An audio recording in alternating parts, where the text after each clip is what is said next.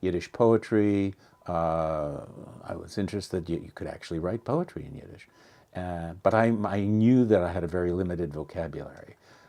So I decided that I would try writing some Yiddish poems, which would just make use of the kind of everyday language I was familiar with, and which meant that it was more Germanic than what you would hear from somebody who was from Eastern Europe and who had grown up with all the rest of that stuff, including Talmud studies and Aramaic and so on.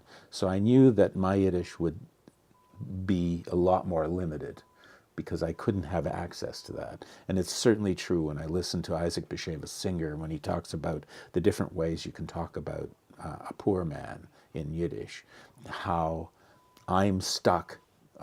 There's so many expressions that I wouldn't think of off the top of my head because they're related to Aramaic or expressions in the Talmud, right?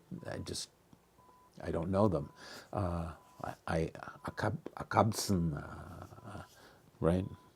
I wish there was a greater variety of things that I could deal with in Yiddish. I haven't gone to study for a formal Yiddish in a way. There's something in me that hesitates because it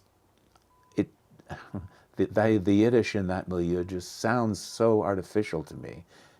Even though I know there were some people who did speak that way, it's just that it's so artificial to me personally. I can't relate to it as well.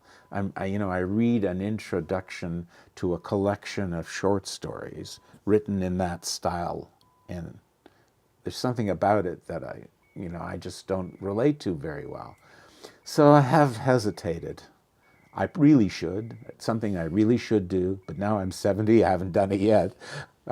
Maybe, who knows? Who knows what the future holds or how long we'll all live. So